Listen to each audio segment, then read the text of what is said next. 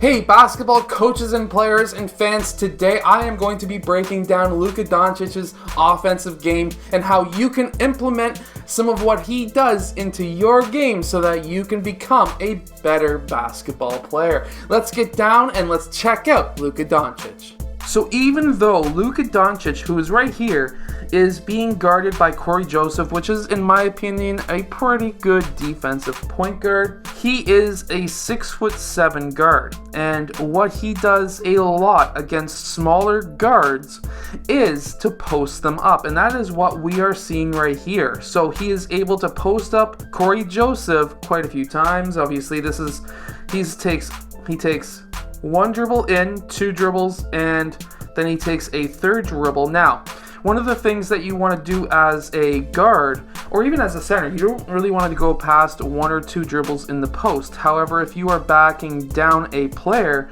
you don't really want to go past more than 3 or 4 dribbles, because what happens is you're going to start getting help defenders coming in to defend you. Now, this could be a benefit to yourself, because then you could kick it out to a really good 3-point shooter, or you could get the ball stolen, which would be a negative. However, what we see here is Luka Doncic is able to notice that there are players who are coming down to double team him, but he goes up for that shot really quickly because obviously he's taller than Cory Joseph, and because of that he's able to outreach Cory Joseph and make that, or almost make that basket. I thought he made that basket. This was a bad highlight, but either way, he was able to get that offensive rebound and go back up for the easy shot. And that's the other thing about being able to post up shorter players anyways, is because now if you do miss that shot, you need to really collapse on that board so that you can get that rebound. Now, something else about Luka Doncic, who is over here by the way, especially with Porzingis, this is a really strong screen and roll combination, and I've already made a breakdown about Luka Doncic's screen and roll game. And so what we see here is obviously the screen.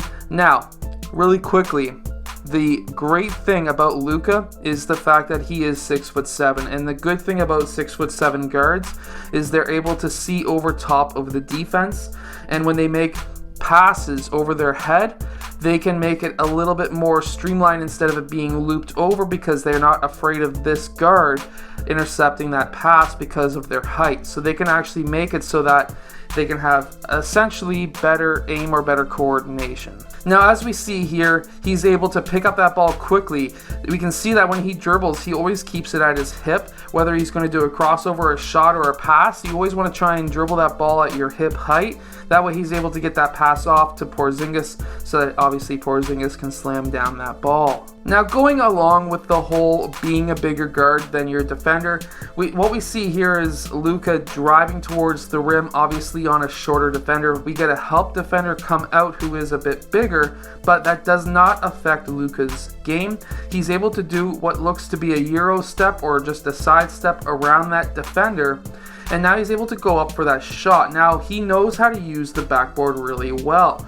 So what we see here is, I'm going to give you a little bit of a secret, and that is, pretend that there's a line from that corner to this corner. You can hit anywhere between that spot and that spot with the ball, and if you do it from anywhere on this side of the court and you hit that backboard lightly enough, it will drop in. No matter where you are on the court on this side, you have to be on an angle. You cannot be straight to the basket. You need to be at least a 45-degree angle out from the net, and from there you're going to be able to drop it in as long as you hit that area. Now, knowing this, he's able to hit that area right in the middle, and it's able to drop in. Now, this takes obviously a lot of practice to know how these backboards work. Obviously, if you have one of those half circle nets, it's not going to be able to work as well.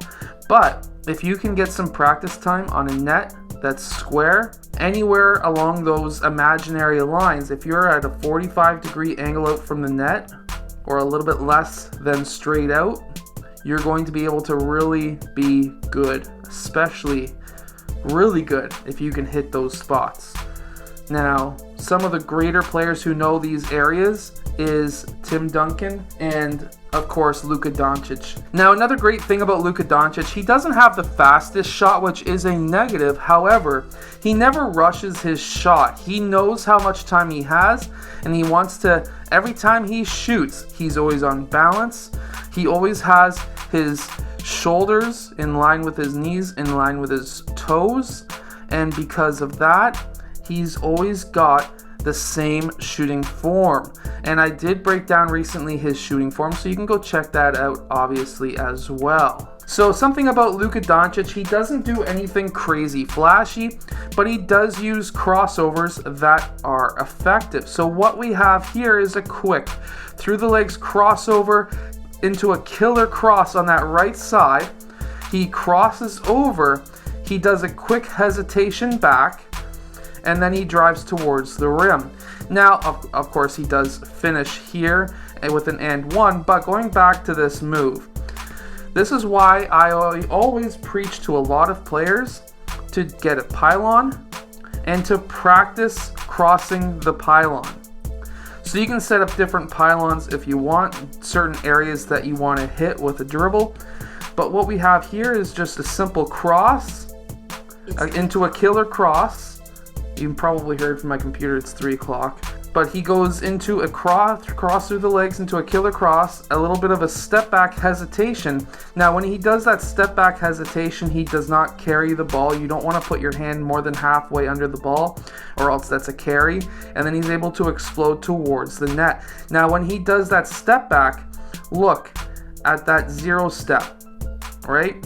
So with his left leg, when he does that step back, he's actually not stepping back and going straight up. He's continually pushing off from that left leg and attacking the rim. So something that we can see when we get closer up with Luka is on his back foot, which is this foot, which is the foot that he's pushing off from. He is always on his toe. So he does that quick cross and then he goes back into that push off.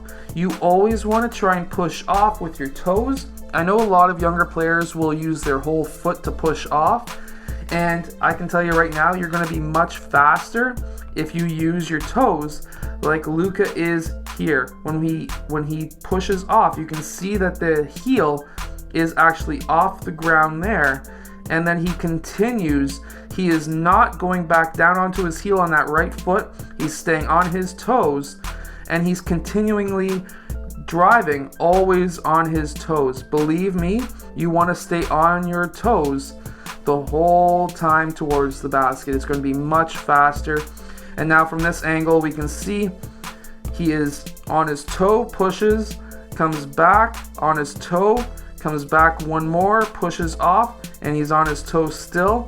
And then he attacks the rim the whole time with his heels off the ground. Now going along with the whole theme of simple moves, all we see here is a quick cross through the legs, a killer cross, almost hesitation-like, and then another cross through the legs, making it look like he's going to be going in that direction.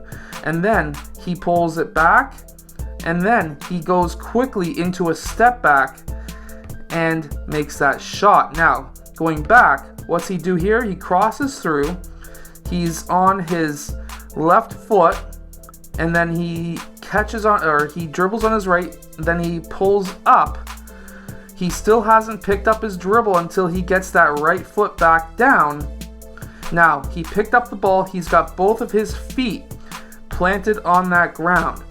When he picks up that ball, he can take a step back with his right foot, and he's able to make that shot. I know some people have called this a travel online, but it is definitely not a travel. I hope that this helps you become a better basketball player. If it does, hit that like button, subscribe. Go check out my vertical jump training book down in the description below, and I'll see you guys again next time.